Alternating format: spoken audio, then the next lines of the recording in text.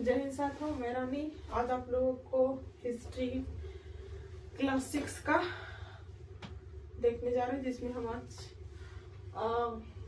Chapter 5 का कुछ point देखेंगे। हम पिछले कक्षा में हम मगध महाजनपद के बारे में देखे थे, तो किस प्रकार से शक्तिशाली हुआ था और क्या मतलब रीजन रहा होगा कि जिसके कारण से मगध उतना 16 महाजनपदों में सबसे ज्यादा शक्तिशाली रहा था। तो अगला महाजनपद है, उसमें से है वज्जी। इसकी राजधानी वैशाली थी। यह मगध के समीप था। यहाँ शासन व्यवस्था गण संघ थी। इन गण संघ में कई शासक होते थे। कभी कभी लोग एक साथ शासन करते थे। वे सभी राजा होते थे। अर्थात हम वज्जी के बारे में इसलिए बता रहे हैं कि 16 महाजनपद था, जिसमें से हम फर्स्ट ये देखे कि मगध तो सब शक्तिशाली था, उसमें प्राकृतिक भूमिका थी। दूसरा वज्जी के बारे में हम इसलिए देख रहे हैं क्योंकि आप लोग सोच रहे होंगे कि वज्जी ही क्यों लिया गया। तो वज्जी के बारे में इसलिए देख रहे हैं क्योंकि वज्जी एक उस समय के बात में हम बता रहे हैं।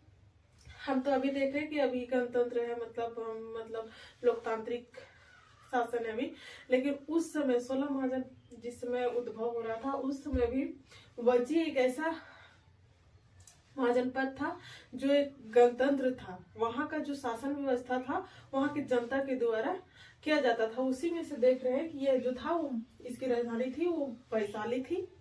और वज्जी में संघ शासन चलता था, अर्थात कहने का है कि गणराज्य गणतंत्र था।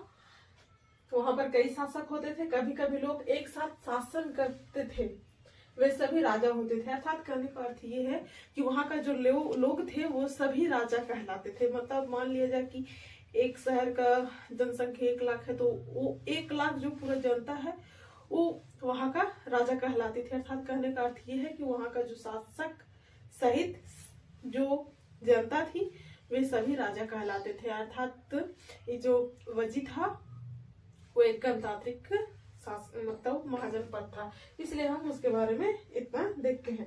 अगला है कि 2300 साल पहले मैसिडोनिया का राजा सिकंदर विश्व विजय करना चाहता था। वह मिस्र और पश्चिम एशिया के कुछ राज्यों को जीतता हुआ भारतीय उपमहाद्वीप में व्यास नदी के किनारे तक पहुंच गया। जब उसने मगध की ओर कुछ करना चाहा तो उसके सिपाहियों ने इनकार कर दिया। वे इस बात से भयभीत थे कि भारत के शासकों के पास पैदल रथ हाथियों का बहुत बड़ी सेना थी। हम लोग सिकंदर के बारे में पढ़ते ही हैं, जो विश्व विजेता है, पर वो भारत को नहीं जीत पाया था। तो उसी के बारे में कि 2300 साल पहले मैसिडोनिया का राजा जो सिकंदर था वो विश्व विजय अभियान पर निकला था, जिसमें वो मिस्र और पश्चिम एशिया के कुछ राज्यों को जीतता हुआ भारतीय उपमहाद्वीप की ओर अग्रसर हुआ था। पर वो जब मगध की ओर अग्रसर हुआ था, तो अर्थात मगध को जीतने का जब आगे बढ़ा था, तो उसके जो सिपाही थे वो इनकार कर देते हैं।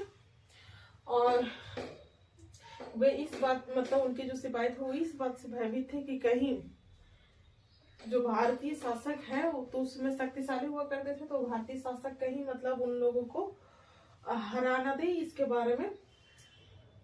और वो लोग काफी लंबी दूरी यात्रा विजय करते करते आ रहे थे, तो अब उन लोगों में थकान वगैरह हो गया था, जिसके कारण से अब वो लोग स्थिरता चाह रहे थे। और दूसरा रीजन रहा था कि मगध तो ऑलरेडी प्राकृतिक रूप से भरा पूरा हुआ था। हाथियों का, रथों का उपयोग कर रहे थे, जंगली हाथियों का प्रशिक्षित करके। तो उन लोगों को यही डर था कि कहीं भारतीय शासक जो है वो उनके पास जो पैदल रथ है और हाथियों का जो बहुत बड़ी सेना है उससे कहीं हमें मार ना दे, इसलिए वो लोग भयभीत थे। तो सिकंदर विश्व विजेता तो बना, पर वो भारत को कभी जीत नहीं पाया। तो यहाँ तक देखते हैं। अब अगले हम देखेंगे 6th चैप्टर में, अगले क्लास में। आज के लिए थैंक यू। जय हिंद, जय भारत।